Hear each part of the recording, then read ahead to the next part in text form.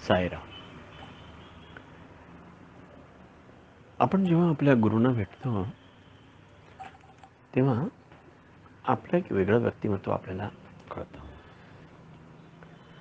खरं म्हटलं तर आपली तशी स्वतःची दोन व्यक्तिमत्व असतात. एक आपलं गुरुठाई असतं आणि एक आपल्या जे समाजापुढे असतं. गुरुठाई असतं ते आपलं आत्मरूप असतं. तिथे आपण वेगळ्या अवस्थेत असतो आणि समाजापुढे जेव्हा आपण असतो तेव्हा वेगळ्या अवस्थेत असतो. समाजापुढे जे प्रदर्शनी आपलं रूप आहे त्याच्यामध्ये गुणदोष असू शकतात, पण गुरुठाई असलेल्या आपल्या व्यक्तिमत्वात दोष असू शकत नाही. कारण तुम्हाला जेव्हा कशाची गरज पडते किंवा प्रपंचात अडचणी येतात किंवा कुठेतरी मानसिक ताण निर्माण होतात,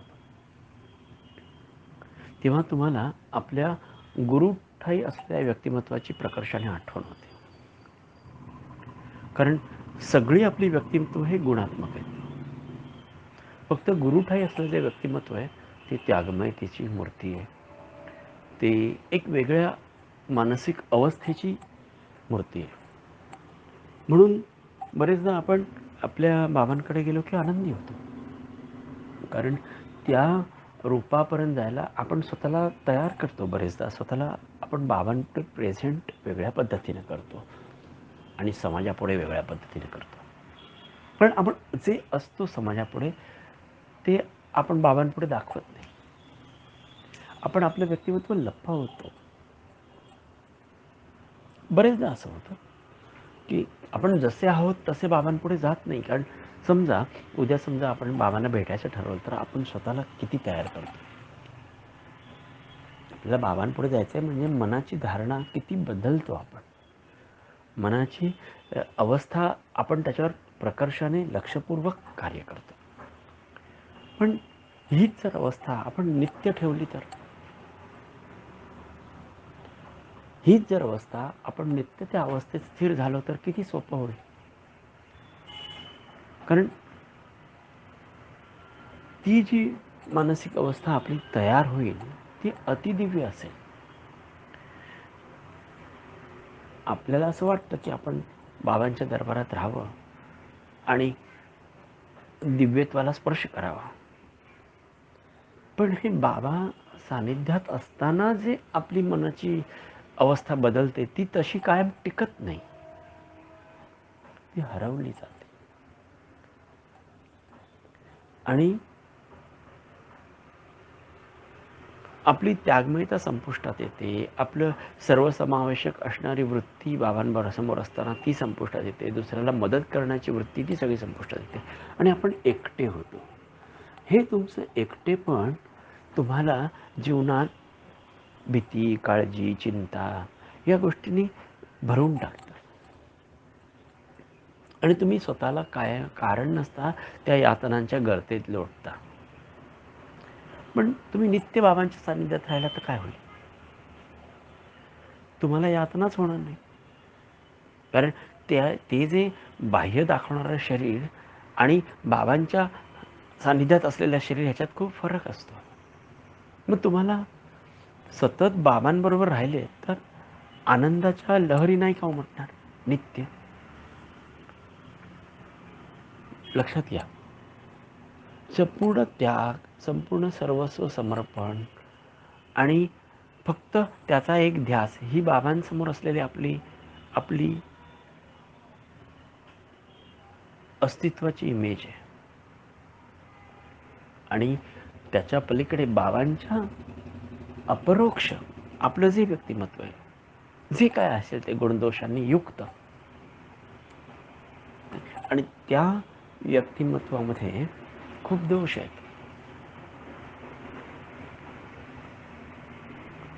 कारण बरेचदा माणसं म्हणजे आपण बाबांपुढे एक दाखवतो आणि असतो एक,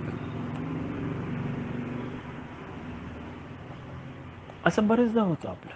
की आपण जे नाहीत ते बाबांकडे गेल्यावर वेगळ्या पद्धतीने प्रकट होतो. माहीत नाही तिकडचे व्हायब्रेशन काय असतात, तिकडची मानसिक अवस्था काय असते. तिकडे गेल्यावर मनोधारणा बदलते. तिकडे गेलो की मनाची धारणा बदलते. आपोआप यम नियम आपोआप घडायला लागतात. दृष्टी बाह्यता सोडून देते.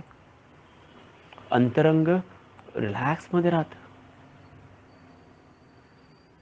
कारण हृदयाला कुठून तरी तो स्पंदन वेगळ्या प्रकारे आनंद देतो. पण ही जी अवस्था आहे ही काही काळ टिकते तुमची. ही जर कायम राहिली तर त्यासाठी एक सुंदर उपाय आहे. सतत बाबा माझ्या बरोबर आहोत त्याची जाणीव घ्यायची. मग चुका होत नाहीत. मी आणि बाबा, मी बाबांना सोडून कधीच राहत नाही. बाबांना काय आवडेल काय नाही आवडणार असं असण्यापेक्षा बाबा आणि मी नित्य एकत्रच राहिलो तर मग माझ्या दोषांना पुढे येताच येणार नाही. माझ्या गुणांना भरपूर वाव मिळेल. एकदा का हा बाबारूपी दिव्यत्वाचा स्पर्श झाला, गुरुस्पर्श झाला की शरीर सतत काम करायला लागतं. ते थकत नाही. ते कोणाचा द्वेष करत नाही. बाबांबरोबर असल्यावर तुम्ही कोणाचा द्वेष करू शकता का? नाही. प्रत्येकाला तुम्ही स्वीकारता. प्रत्येकाला गुरुबंधूचं प्रेम देता. कोणाचा द्वेष वाटत नाही. कोणाविषयी असूया वाटत नाही. जीवनात काही प्राप्त करायचे असं काही राहतच नाही. कारण जे प्राप्त करायचे ते तुमच्या बरोबर असतं. आपल्याला काय प्राप्त करायचं? आपला गुरु प्राप्त करायचा. दुसरं काय प्राप्त करायचं हे माहिती कुठं आहे? त्याच्यामुळे द्वेष नाही, संताप नाही, कोणाचे काही बदले घ्यायचे नाही, कोणाचं काही कोणी तुम्हाला त्रास दिला ते काही लक्षात राहत नाही. मी आणि बाबा तिथे मनाची अवस्थाच बदलून गेली. आणि हीच खरी मानसिक अवस्था सगळ्या ग्रंथांमध्ये सांगितलेली आहे की तुम्ही निवांत राहा आणि सद्गुरू ठाई नित्य वृद्धाला मनाला ठेवा.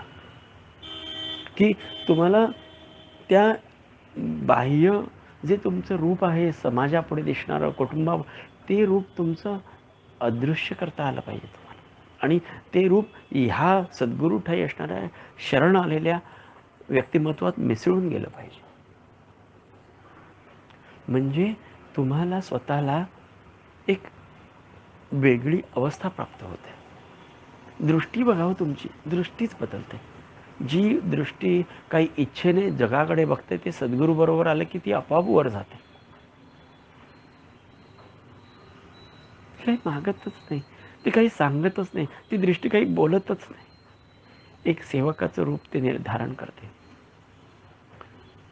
शरीर किती काम करतं कळत नाही. तसं गुरु ठाई असलं की शरीराला काही किंमत दिली जाते. तुमचं बाह्य व्यक्तिमत्व नष्ट होतं. तुमची देहबुद्धी संपते. आणि हेच सगळे ग्रंथ ओरडून चालतात, देहबुद्धी संपवा. गुरु ठाई आलो की सहज साध्य होतं. मी आहे हे विसरून जातो आणि मी एक सद्गुरू ठाई असलेला जीव आणि मी कार्य करत राहतो. मला काही महत्त्व, बाबांव्यतिरिक्त मला काही महत्त्व हवं आहे असं काही वाटतच नाही ना. हेच तर ग्रंथ सांगतायत की तुम्ही स्वतःला फार महत्त्व घेऊ नका, देहबुद्धी संपवा. म्हणजे जी अवस्था तुम्हाला गुरु सान्निध्यात सहज प्राप्त होते ते सगळे सांगत आलेत युगनयुग, आणि ते तुम्हाला सहज प्राप्त होते. तुमच्या कुटुंबाची आठवण होते तुम्हाला बाबांबरोबर असलात की? अजिबात नाही. तुम्हाला तुमचं काही दुःख आठवतं? नाही. तुम्हाला कोणी दुखवलेलं आठवतं? नाही. दिवस रात्र तोच ध्यास राहतो, फक्त बाबा. आणि हेच ग्रंथांचं तुम्हाला सांगणं आहे की तुम्ही त्या ध्यासात राहा, तुम्ही त्या अवस्थेत राहा. भ्रामक जगात स्वतःचं खोटं व्यक्तिमत्व लोकांपुढे प्रदर्शित करायला जाऊ नका. आपण बरेचदा स्वतःचा अहंकार घेऊन स्वतःचं खोटं व्यक्तिमत्व लोकांपुढे मी असा आहे, मी तसा आहे, माझा असा हुद्दा आहे, माझ्याकडे असा पैसा आहे, माझ्याकडे अशी प्रॉपर्टी आहे, माझी मुलं अशी, माझी मुलं तशी. ह्यामध्ये आपण आयुष्य वाया घालवत असतो. आयुष्य त्याच्यामध्ये आपण खरोखर आयुष्य वाया घालवत. त्या भ्रामक जगात काय सुख देतो? तुम्ही बघता सगळीकडे चित्रपटांमध्ये जे ॲक्टर ॲक्ट्रेसेस असतात ते किती शो ऑफ करतात त्यांच्या अस्तित्वाचा. ते शरीरधारी लोक आहेत. मी शरीर आहे असं मानणारी लोक आहेत. पण आपण गुरुठाई आल्यावर शरीरच संपलं. जे शरीराचा अहंकार बाळगायचा, ज्या शरीराचं सौंदर्य, ज्या शरीराचं ऐट, ज्या शरीराचं मोठापणा वाटतो त्या शरीराचा, पण शरीरावर आपलं खूप प्रेम असतं, पण ते शरीरच नष्ट झालं तुमचं. देहबुद्धी संपली. देहबुद्धी जर का संपली तर माझा मीपणा कुठे राहिला? म्हणजे जे ग्रंथांनी तुम्हाला सांगितलंय ना ते तुम्हाला गुरुठाई सहज प्राप्त होतं. म्हणून ग्रंथपारायण तुम्ही जेव्हा करता तेव्हा गुरुठाई असल्यानंतर जी ती मानसिक अवस्था आहे ती अवस्था त्या ग्रंथांमध्ये उद्घृत केलेली आहे, व्यक्त केलेली आहे. कारण ग्रंथकार होते ते पण सच्चे साधक होते आणि त्याने आपल्या हृदयाच्या गाभ्यातून ते व्यक्त केलेलं आहे. म्हणजे तुम्ही सद्गुरूच्या स्थायी असल्यावर तुम्ही सहज हृदयाच्या गाभ्यात जाता. ही सहज स्थिती आहे तुमची. त्यासाठी तुम्हाला ग्रंथपारायण करायची गरज नाही. त्याला सद्गुरू आहे त्याला ग्रंथपारायण करायची सुद्धा गरज नाही. त्याने फक्त त्या अवस्थेत जगावं. किती मोठी पर्वणी आहे बघा. सहज त्या अवस्थेत जगावं. तुम्हाला जप तप ध्यान या हा काही तापच नाही ठेवत आम्ही. सहज बहाल करून टाकतो. संत तुम्हाला सगळे बहाल करून टाकतात. पण ते टिकवून ठेवायचं काम तुमचं आहे. मिळणं सोपं आहे, सांभाळणं कठीण असतं. म्हणून तुम्ही सोपा उपाय, मी आणि सद्गुरू, बाकी जग अस्तित्वात नाही याची जाणीव घ्यायची. बघा किती सुखावं वाटतं, किती यातना विरहित जीवन होतं. काही त्रासच राहत नाही तुम्हाला. मी आणि सद्गुरू ह्याच्या पलीकडे अस्तित्व कुठे आहे का? जगात दुसरी माणसं आहेत का? तुमचे नातेवाईक असतील, त्यांच्याशी फार देणं घेणं नसतं आपलं. नातेवाईक फक्त बोलण्या चालण्यापुरते असतात आपल्याशी. खबरबात विचारतात, पण तुमच्या यातना ते घेऊ शकत नाही, ते तुम्हाला काही मदत करू शकत नाही. हे बाह्य व्यक्तिमत्वाचं असतं. पण अंतरंगात बाबांकडे गेल्यावर नातेवाईक कशाला, कोण कसाचा, कोण कोणाचा, कोण कोणाला काय माहिती असतं. म्हणून मी सांगतो की बाबांकडे गेल्यात की तुम्ही विसरा. तुमचं नातं विसरा, तुमचं गोत्र विसरा, तुमची जात विसरा. फक्त मी आणि बाबा, एक प्राण, आणि तो प्रामाणिकपणे कायम तसाच टिकून राहू द्या. इतकं सुंदर जीवन आहे. आणि तुमची भीती कायम नाहीशी निघून जाईल. सद्गुरू ठाई असल्यावर तुम्हाला भीती कसली, तुम्हाला काळजी कसली? तुमची जे आहे ते प्रारब्धाने भोगायला तुम्ही तयार असता. प्रसाद मिळाला मिळाला, नाही मिळाला नाही मिळाला, तडफड संपते. आणि मी बाबांबरोबरच आहे. बाबांचं दर्शन हाच माझा प्रसाद असतो. बाबांचा स्पर्श हाच माझा प्रसाद असतो. वेगळा प्रसाद तो काय घ्यायचा? तडफड, व्याकुळता, काही प्राप्त करायचंय हे सुद्धा राहत नाही ना. मला काही प्राप्त करायचंय या कल्पना सुद्धा राहत नाही. ह्या कल्पना आहेत ना सगळ्या आध्यात्मिक गोष्टी, सगळ्या कल्पना आहेत. त्या कल्पनाच मोडून टाकल्या जातात. संकल्प तुमचे संपतात, विकल्प संपतात. संकल्प विकल्प शिल्लकच राहत नाही. काही त्रासच नाही. काही इच्छा अपेक्षा स्वप्न पण राहत नाही. बाबांकडे गेल्यावर कोण हिंमत केलं स्वप्न बघायची? कारण मनच मेलेलं आहे. ते मेलेलं मन कसलं स्वप्न बघणार? त्याला स्वप्न बघायची सवयच मोडून टाकली आम्ही. सद्गुरू ठाई हृदयाला मिळणारा जो आल्हाद आहे तो जगात कुठेच मिळत नाही. त्याच्या चरणकमलावर मस्तक ठेवल्यावर जो आनंद आहे हा विश्वात कुठे प्राप्तच होऊ शकत नाही. तुम्ही कुठल्याही विश्वाच्या टोकात जा, तुम्ही विश्वात कुठेही जा, हा आनंद तुम्हाला मिळतो का बघा. साधकाला याच्या व्यतिरिक्त काही नाही हो, नको असतो. सगळे दोष सहज झडून जातील. तुमचं व्यक्तिमत्व शुद्ध होईल, पवित्र होईल. आपाप चारित्र्य हे येऊन विचारतील,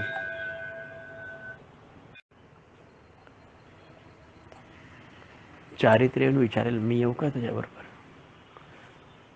सत्वगुणाचा अहंकार नष्ट होईल. आम्ही साधक आहोत, आम्ही देवाचे भक्त आहोत, आम्ही बाबा आमचे गुरु आहेत, हा अहंकार आहे. आम्ही पूजा करतो,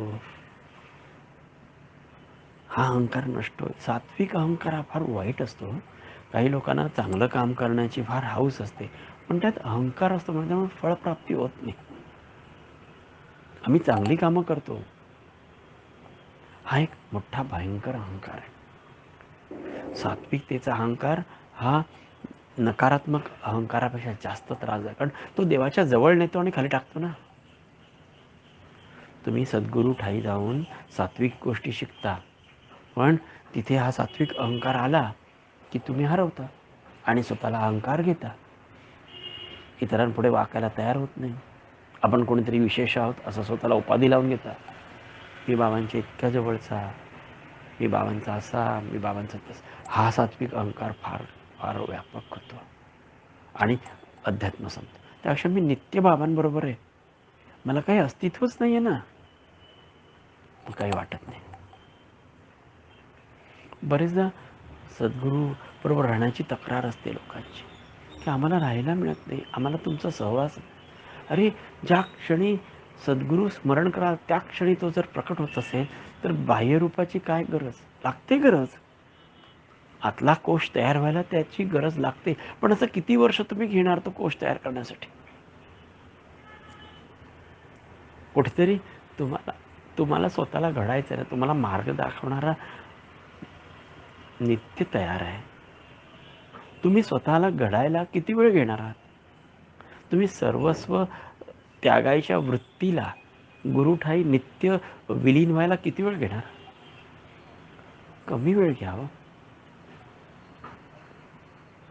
मी तुम्हाला खूप छान छान युक्त्या सांगतो, त्याचा नीट वापर करा ना. खरं सांगतो, तुमच्या जीवनात सगळी दुःख निघून जातील. आनंदाच्या लहरीवरनं नित्य हृदयात सद्गुरूचं स्थान आहे. आणि काय हवं आहे तुम्हाला. होऊन गेल्या गोष्टीची चिंता नसते, पुढे येणाऱ्या भविष्याची चिंता नसते, आत्ता तुम्ही आनंदात असता. हाच तर खरा सगळ्या ग्रंथांचा अर्थ आहे. तू आत्ता जे अनुभवतेस ते अनुभव, त्याचा आनंद घे. आणि भ्रामक अध्यात्म जीवनातनं संपव, भ्रामक समजुती संपवून टाक तुझ्या. रे ज्या सगळ्या भ्रामक कल्पना, देवाच्या वेगळ्या कल्पना, देवाविषयीच्या चुकीच्या समजुती, गैरसमजुती, ह्या सगळं संपवून टाक ना. हे असं केल्यावर असं होतं, तसं, हे सगळं खोटं आहे. हे सत्य काहीच नाही. सत्य काहीच नाही. सत्य फक्त तुझं हृदय आहे. आणि ते देवाने अतिशय विचारपूर्वक घडवलेलं हृदय आहे. आणि तुझी विचाराची पातळी, फार भाग्याने तुला चांगल्या वंशात जन्म घातला बरं का जीवा. तुला खूप भाग्याने चांगल्या वंशात जन्म घातला, तिथे हा दिव्य स्पर्श तुला लाभतोय आणि त्यासाठी तुला काहीच द्यायचं नाही. फक्त स्वतःला त्या अवस्थेत घेऊन जायचं. इतका सोपा मार्ग दुसरा कुठलाच नाही. काही देणं घेणं करा, तुझ्याकडून काही नकोच आहे ना. तो सूर्य संपूर्ण शक्तीने युक्त आहे, तो तुझ्याकडून काय घेणार. तुझ्याकडून त्याला काय हवंय, काय नको. काहीच नकोय. लक्षात घे रे जीव, तू त्या सूर्याचं प्रतिबिंब आहेस किंवा त्या सूर्या इतका तेजस्वी आहे याची जाणीव देण्यासाठी त्या गुरुला परमेश्वराने पृथ्वीवर पाठवलं नाही.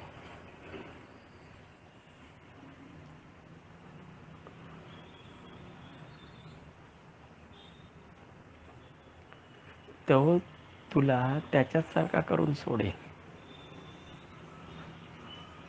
तू निवांत का होत नाहीस? का नको त्या गोष्टीत अडकत राहतोस?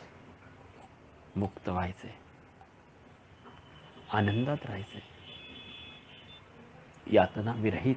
म्हणून तो देह सोडून दे, जो लौकिक देह तो सोडून दे आणि सद्गुरू ठाई विलीन झालेला देह स्वीकार.